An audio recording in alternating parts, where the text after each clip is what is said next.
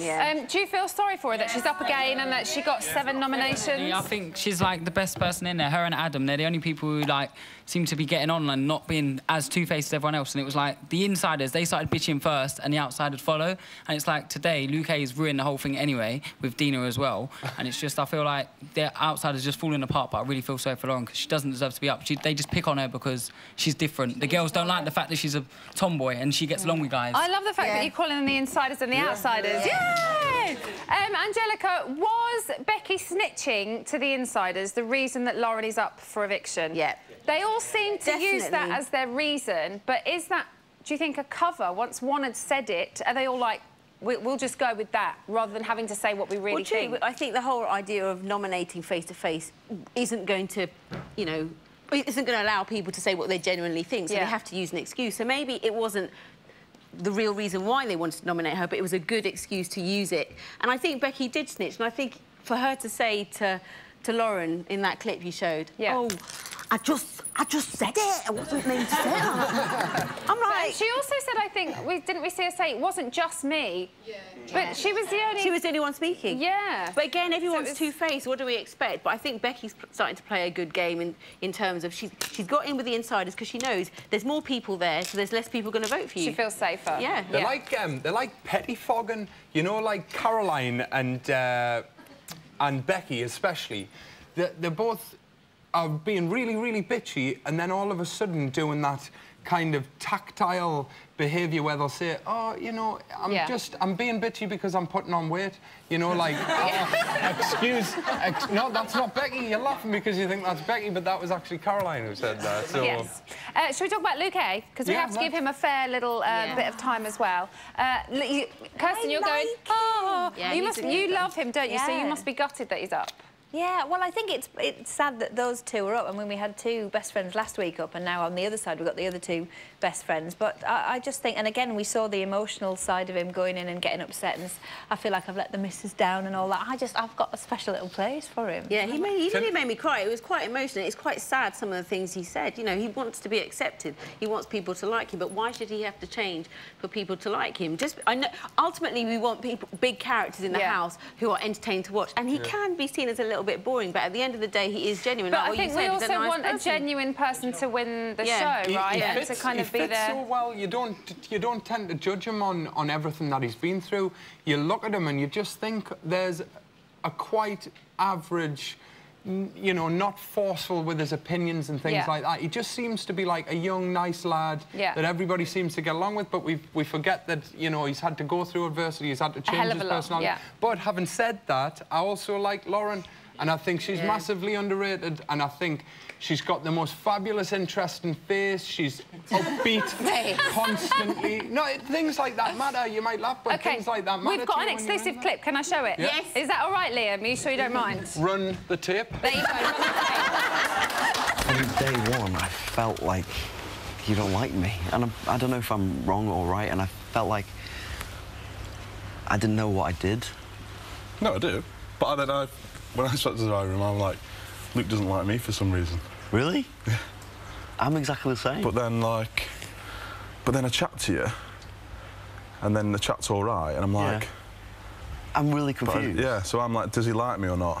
The only reason makes me paranoid. I've felt, not that I, don't like you, I can't seem to get on with you, because I said it in the first week, I don't know what it is. Yeah. I was quite intimidated by you. Not because you're a nasty person, but because you're such, sort of like a level-headed, cool guy with an amazing body, do you know what I mean? And I'm sorry, I haven't made an effort with you. It's just that I was, I wouldn't say scared, but like...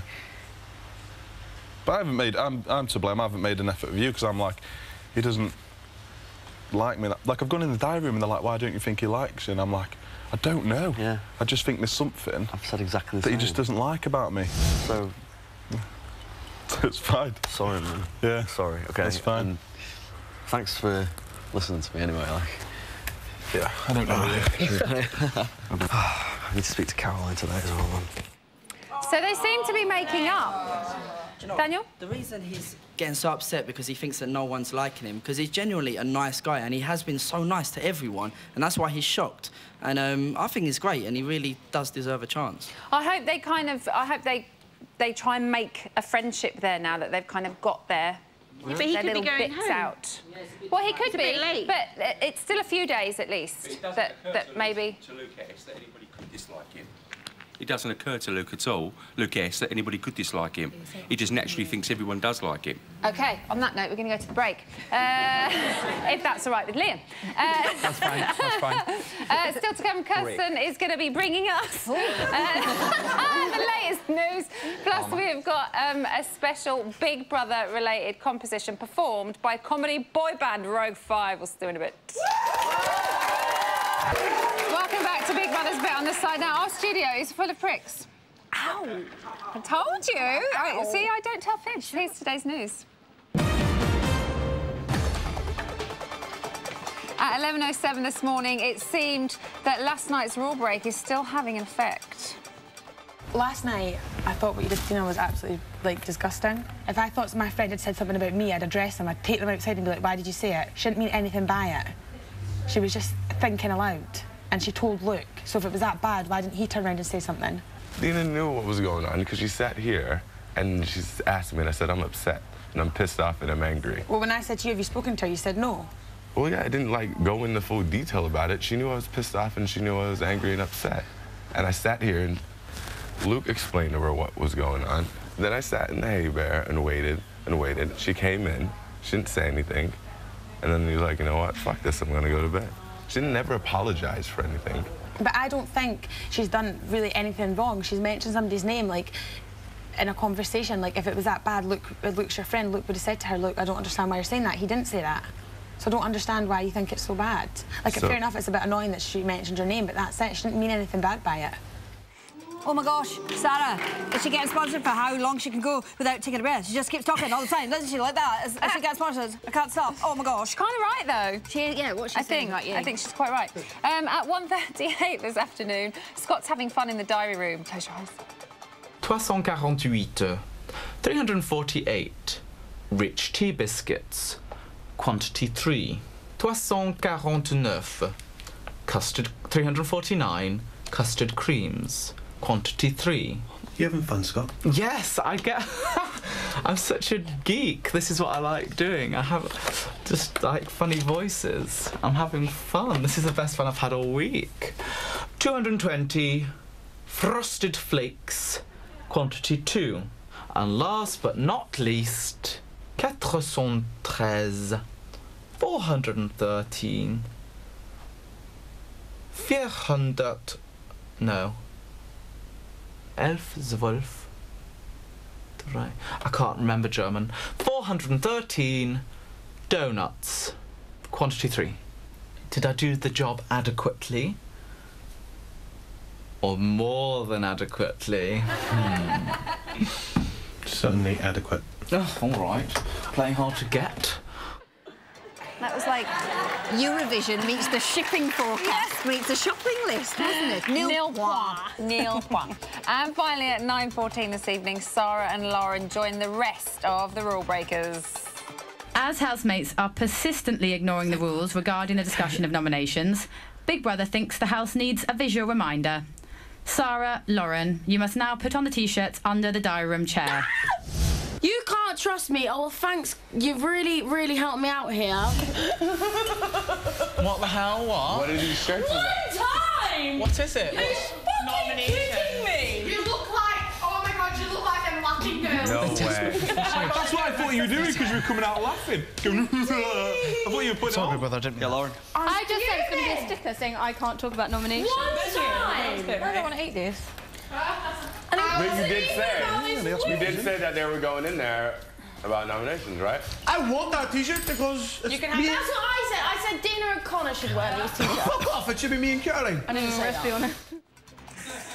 They're just one jug of water away from a wet T-shirt competition there, aren't they? It's just asking to happen, I reckon. How's your brain working tonight? And that is the news from today, Kirsten. Thank you very much. Thank you.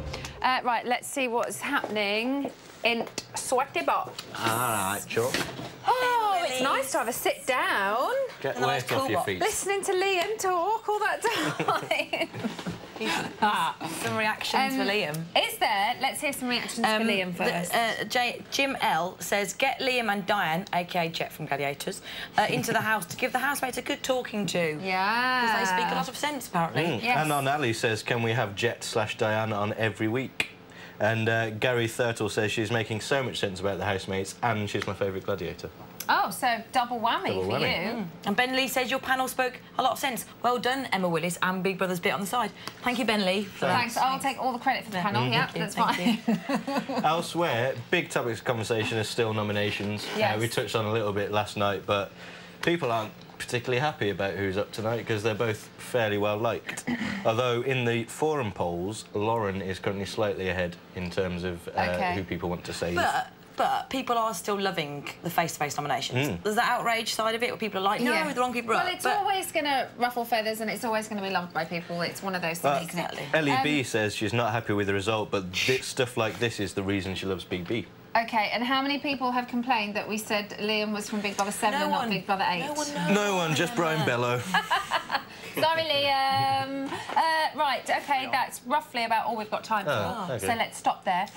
Thank you to all of my guests this evening. Tune in tomorrow when I'll be joined by Made in Chelsea's Jessica, comedian Jeff Leach and Big Brother 7's Leah.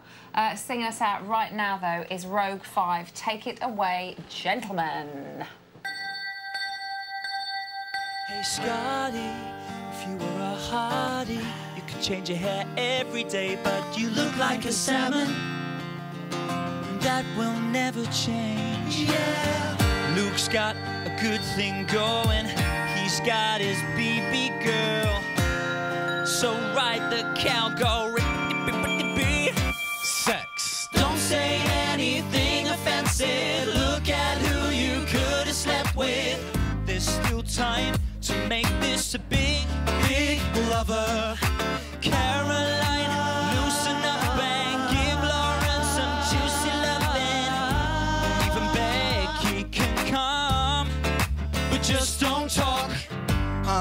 Yeah, look, Ashley from Essex, you were born for that. Had a little bit of a fiddle or more than that. On the toilet mat, yeah.